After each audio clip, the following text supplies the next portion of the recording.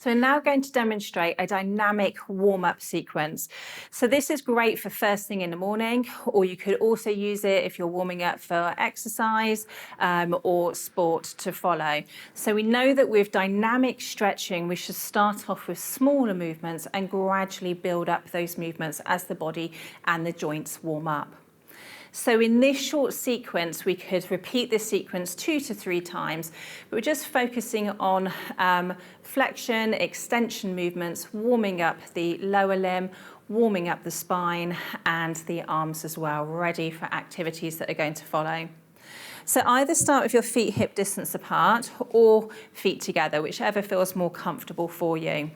Okay, you're going to center the body first of all by lifting up the toes and spreading those toes out. So you're relaxing and stretching the feet, and you've got a nice big base here to stand on.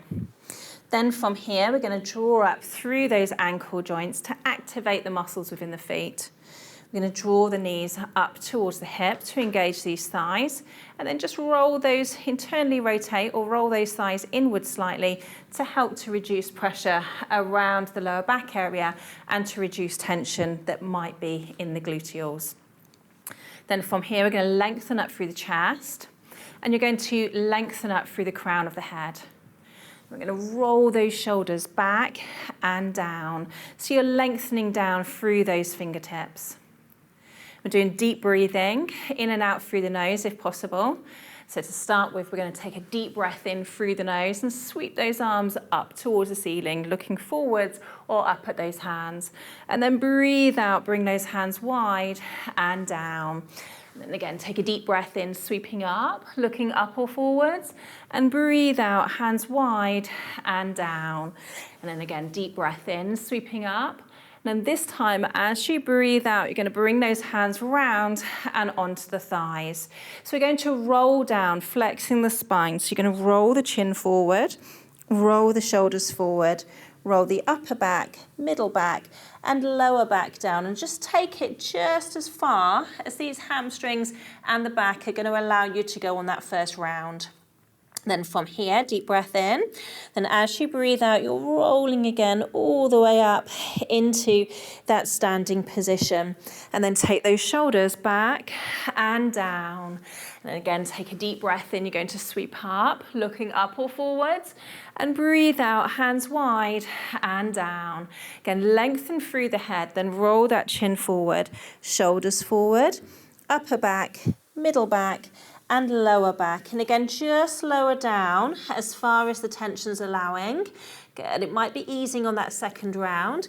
And then again, as you breathe out, you're going to roll back up into that standing position. Again, taking those shoulders back and down. And take a deep breath in, sweep up. Again, as you breathe out, take the hands wide and down. Feel free, as you're rolling down, to soften the knees if you need to, or if your client needs to, especially if they've got lower back pain. Okay, on this instance, then going to soften those knees and walk forwards into that table position. Now open up the fingers and the hands to stretch those hands out and just place those palms into the mat. So you're in a tabletop position here, knees in line with the hip, wrist in line with the shoulders. Then as you breathe out, you're going to draw the tailbone forward, draw the chin into the chest and arch up into that angry cat. Then breathe in as you come back to tabletop, and then breathe out as you're lowering the stomach towards the mat, chest towards the mat, arms are straight, and that tailbone is lifted up towards the ceiling. Then again, breath in. Then as you breathe out, you're now going to roll that spine again up towards the ceiling, drawing that chin into the chest. Then breathe in as you come back to neutral, and breathe out as you come back into the cow variation. And then breathe in back into that tabletop position.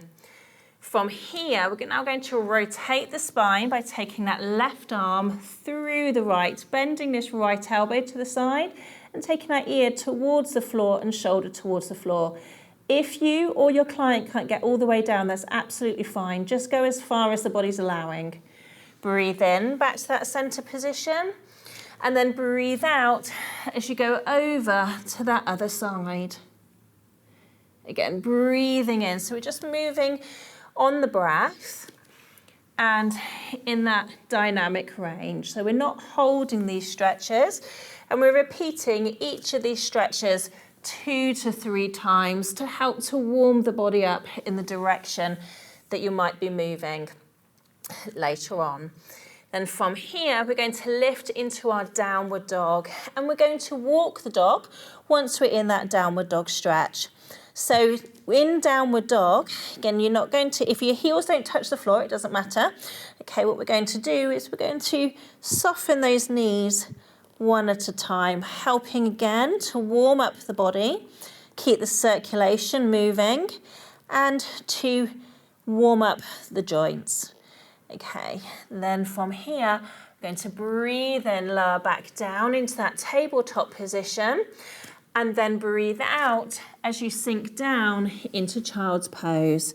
And in child's pose, you're really trying to draw that tailbone underneath you, so you're getting some flexion in this lumbar spine.